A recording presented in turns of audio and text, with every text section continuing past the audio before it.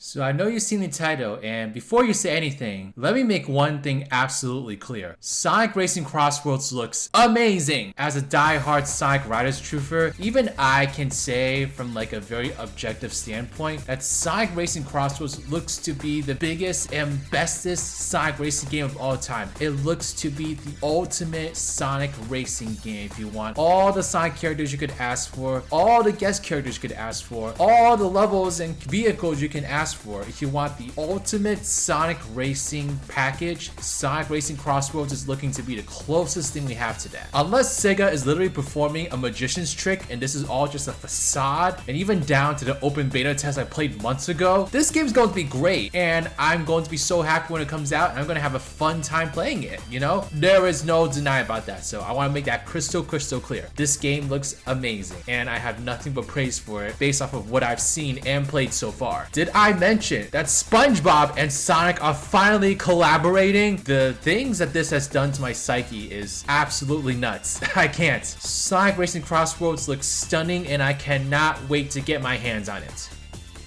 Now let me cook. Hey all, my name is RidersDX and welcome to my channel. But today I have a very interesting thing I want to bring up here when it comes to the racing games of this year. So Sonic Racing Crossworlds, again, absolutely amazing. Looking forward to it. It's going to be such a fun time. I'm loving everything that's been coming out about the game so far. From the open beta test I got to experience all the way down to the promotion materials coming out now. It's been such an experience and it really is like the racing game that Sonic deserves. But I want to bring your attention to another racing game coming out a little bit after Sonic Racing Crossworlds, and that is none other than Kirby Air Riders. Now, am I making this video because Riders is in the name of this game?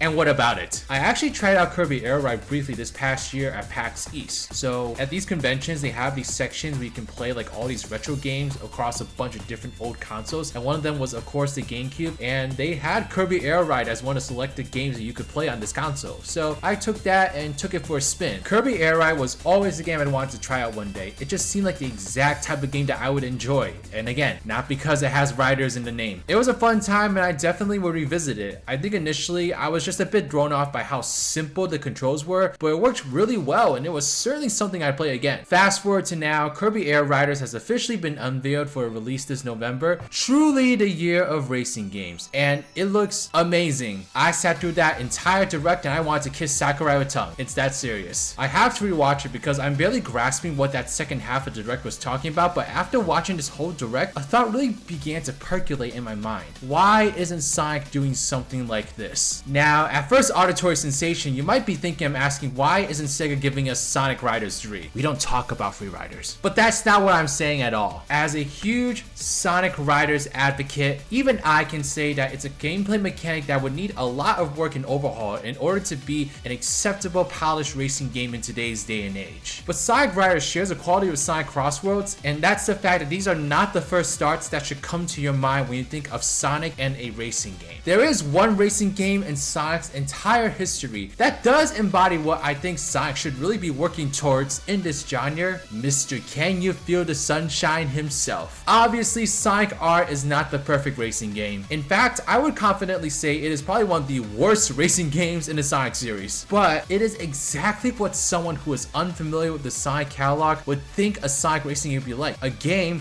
where you race as Sonic and his friends on foot. Now let me emphasize once again, both the series of Sonic Riders and Sonic All-Stars games are some of my favorite racing games of all time. They may not be perfect, but they brought some of my favorite and most unique racing experiences to the Sonic series. But to me, it feels like with these games, Sonic is operating based on a model that was already perfected by someone else. Obviously, Mario Kart is the king of kart racers, and no matter what Sonic does in this world, he is never going to beat Mario Kart despite how incredibly lackluster world ended up being. And with Riders, while it's a more unique take on a genre, sure, it still takes heavy influences from games like F-Zero and maybe even Kirby Air Ride. Who knows? Sonic is a franchise built entirely on the premise of speed. So is it a crime to think that the racing games of this series should take advantage of Sonic's hallmark? I feel like while it would be a much harder task, Sonic could really come out with a truly unique racing game that no other developer could replicate if Sega honed in on what makes Sonic unique. But lucky lucky for them, they already have the tools for this sort of game. And no, I'm not talking about Sonic R. We need to leave that in the past. But feel free to bring back the music, because oh my god, what a great soundtrack. What I actually want to direct your attention to is a small indie title by the name of Sonic Unleashed. You may think I'm going to refer to the boost formula overall now, but I'm referring to Sonic Unleashed specifically. When Sonic Unleashed first debuted, this formula that's still so integral to the Sonic series today, it really felt like the true next generation for Sonic, and it wowed so many people in this fan base. But alas, as we know, Sonic Unleashed was not critically received well. But one of the reasons that I don't feel is as discussed is the fact that the daytime levels did not have the most optimal controls for a platformer. Sonic was slippery, tough to maneuver, almost as if you were trying to control a car in a platformer. Now let me get to the seasoning of this video. What if we took the car-like feel of Sonic Unleashed's daytime levels and made that into a racing game? There's even this one level in Unleashed in Missouri where you are heavily drifting to get through it, and this to me just looks like a beta for a racing game. Sonic Unleashed's daytime levels are a lot of fun, but over time they had to really rein in the speed of this gameplay because it just doesn't make for an effective platformer. But if we took this foundation and crafted a racing game with tracks that take advantage of these kart-like controls, it could honestly be one of the best racing games of all time. This is the heart of this video. Sonic is making great racing games, and Crossworlds looks to be a fan's dream come true, but he could be doing something truly spectacular in this space, and he simply has to get out of that car to do it. I hate to sound like one of those whiny Sonic haters, but why is Sonic in a car? I can only assume Sonic is in a car because it's a safe and effective choice for Sonic in a racing game, and it's worked very well in previous games, so why fix what's now broken? And while I definitely don't want to say no more racing games with Sonic in a car because I think they're fun in their own right, I truly think that there's a lot of potential being lost over here by not trying to craft a racing game that actually takes advantage of what Sonic is known for,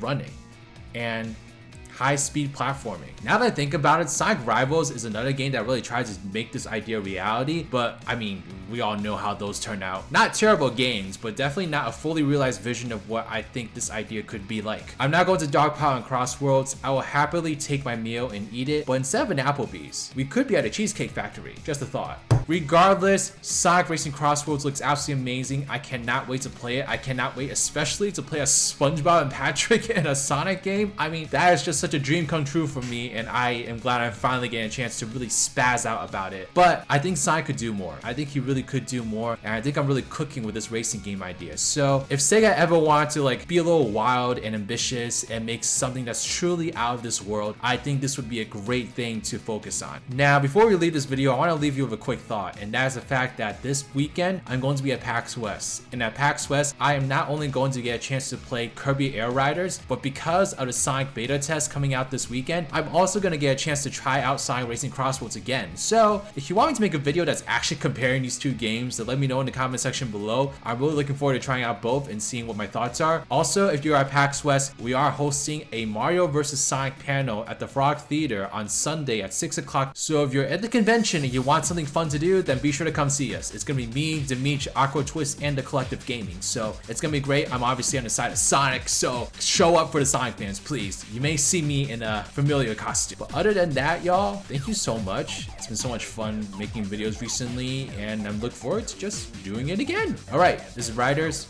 riding out.